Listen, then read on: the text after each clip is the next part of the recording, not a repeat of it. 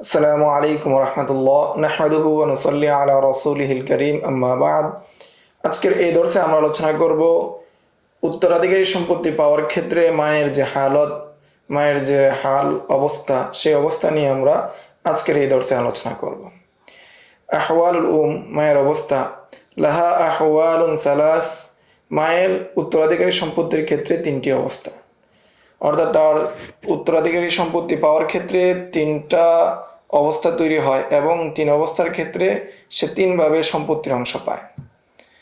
তন্মধ্যে প্রথম অংশ হলো আসুদুস মা আল ওয়ালাদি ওয়া ওয়ালাদিল ইবনি ওয়া ইনসাফিলা, যে মা ষষ্ঠাংশ পায়, সুদুস পায়, সেটা যদি সন্তানের সাথে হয় অথবা নাতির সাথে হয় বা তার চেয়ে নিচে কোনো প্রজন্মের সাথে হয়, তাহলে সে অর্থাৎ মা ষষ্ঠাংশ পায়, সুদুস পায়। লিকাউলিহি তাআলা ওলি আবওয়াইহি লিকুল্লি ওয়াহিদিন মিনহুমা আস-সুদুস মিম্মা তারাকা ওয়া ইন কানা লাহু ওয়ালাদ। যদি মৃত ব্যক্তির সন্তান থাকে তাহলে সেই সন্তানদের সাথে মা এবং বাবা উভয়জন সুদুস পাবে। ওয়াকাযালিকা লিল উম্মি আস-সুদুস মা'আল ইসনাইনি মিনাল ইখওয়াতি ওয়াল আখওয়াত ফাসাইদান মিন আইয়ি জিহাতিন কানু। অনুরূপভাবে মা সুদুস পায় যদি মৃত ব্যক্তির ভাই অথবা বোন থাকে, একজনই হোক একাধিকই হোক, তাহলে সে সুদুস পায়। লিকাউলিহি তাআলা ফাইন কানা লাহু ইখওয়াতুন ফালিউম্মিহি আস-সুদুস। আল্লাহ তাআলার বাণী, যদি মৃত ব্যক্তির কোনো ভাই থাকে তাহলে মায়ের অংশ হয়ে যাবে ষষ্ঠাংশ। তাহলে আমরা প্রথম যে হালত, সে হালত থেকে বুঝতে পারলাম যে মায়ের প্রথম স্রোত হলো সে সুদুস পায় তার সন্তানাদির সাথে এবং নাতির সাথে বা তার পরবর্তী যে প্রজন্ম রয়েছে তাদের সাথে এবং ভাইদের সাথে, ভাই এবং বোনদের সাথে। মৃত ব্যক্তির ভাই এবং বোনদের সাথে যদি মা আসে, মা থাকে, মায়ের অবস্থা হয়, তাহলে সে সুদুস পাবে। এরপরে আমরা যাই যে তার কয়েকটি উদাহরণ নিয়ে। যেমন প্রথম যে স্রোতে মাসলার মধ্যে দেওয়া হয়েছে, মৃত ব্যক্তি, তার মা রয়েছে, তার স্ত্রী রয়েছে এবং তার একটি ছেলে এবং একটি মেয়ে রয়েছে। এমন অবস্থায় যেহেতু মা ছেলে এবং মেয়ের সাথে উত্তরাধিকারী সম্পত্তির প্রেক্ষাপটে এসেছে, সেজন্য মা সুদুস পাবে।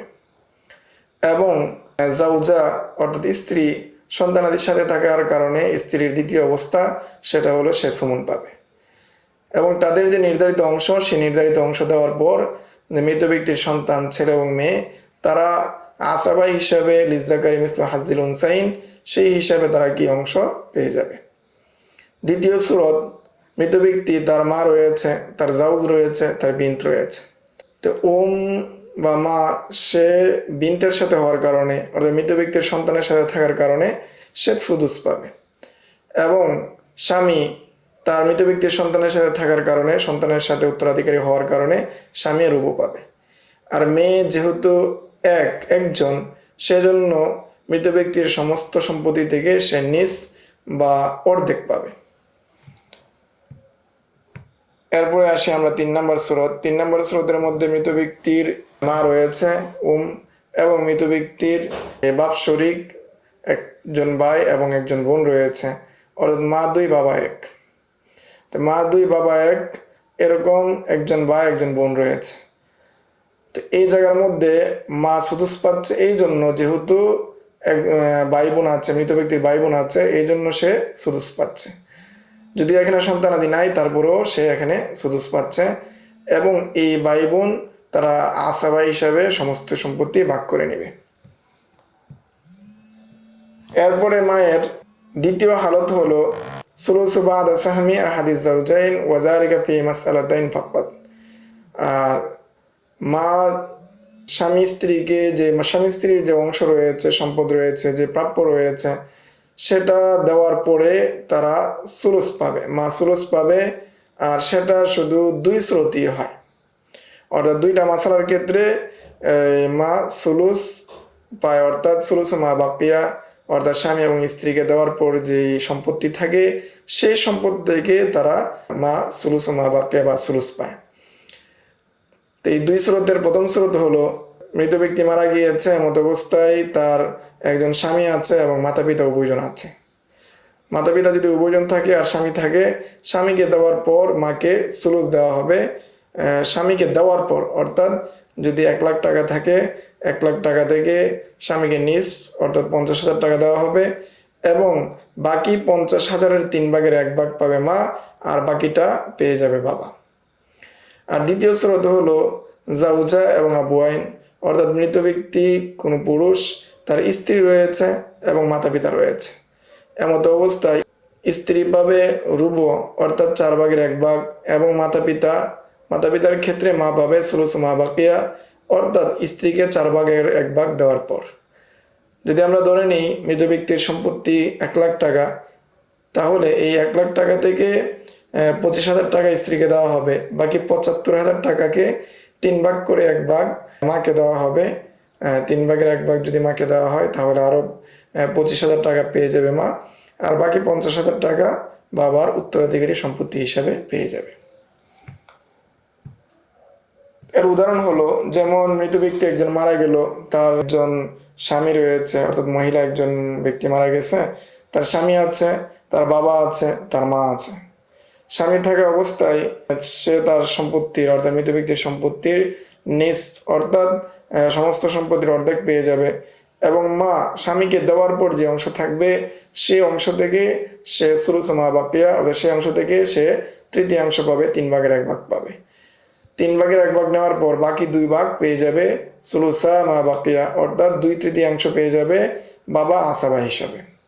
দ্বিতীয় স্রোতে মাসালা, সেটার মধ্যে জাউজা, আব এবং যে জাউজা থাকে অর্থাৎ মৃত ব্যক্তি পুরুষ, তার স্ত্রী রয়েছে, তার পিতা রয়েছে, তার মা রয়েছে।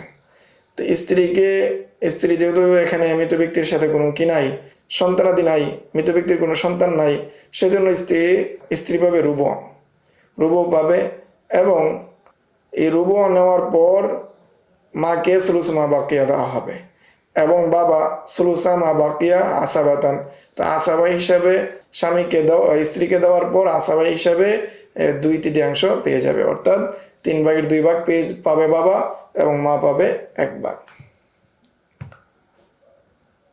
মায়ের তৃতীয় স্রোত হলো সুলুসুল কুল ইনদা আদামিহা উলাইল মাজকুরিন, যদি মৃত ব্যক্তির সন্তান না থাকে, মৃত ব্যক্তির স্বামী অথবা স্ত্রী কেউ যদি না থাকে, তাহলে মা সুলুসুল কুল অর্থাৎ সমস্ত সম্পত্তির 3/1 ভাগ পাবে।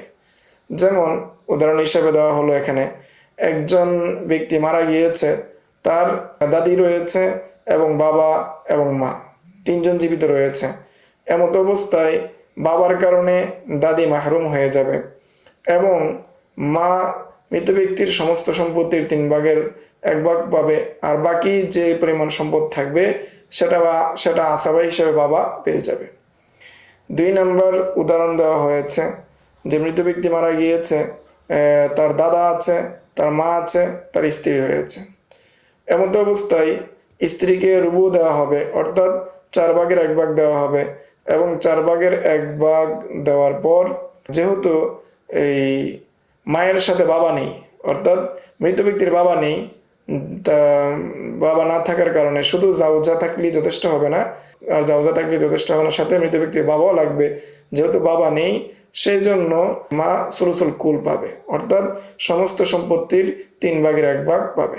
এই সমস্ত সম্পত্তির 3/1 ভাগ এবং দাদা তারা 2 জন অর্থাৎ মা এবং স্ত্রী তাদের সম্পত্তি নেওয়ার পর যে অংশ থাকবে এই বাকি অংশটা দাদা বা আসাবা হিসাবে পেয়ে যাবে। এই ছিল মায়ের 3 হালত, অর্থাৎ যদি সন্তানাদির সাথে হয় তাহলে সে সুদুস পায়, যদি সে সন্তানাদি না থাকে এমত অবস্থায় মৃত ব্যক্তির স্বামী অথবা স্ত্রী এবং সাথে বাবার সাথে যদি হয় তাহলে সে সুলুস মা বাকিয়া পায়, আর যদি এই সমস্ত ব্যক্তিরা না থাকে অর্থাৎ স্বামী নেই অথবা বাবা নেই, এই হালতের মধ্যে সুলুসুল কুল পায়। তো এই ছিল মা সম্পর্কে যে হালত বা মা সম্পর্কে যে অবস্থা উত্তরাধিকারী সম্পর্কে তার সংক্ষিপ্ত আলোচনা। সামনের দর্শে আমরা হালত সম্পর্কে আরো বিস্তারিত জানবো। আসসালামু আলাইকুম ওয়া রাহমাতুল্লাহ। ومن يؤت الحكمة فقد أوتي خيرا كثيرا وما يذكر إلا أولو الألباب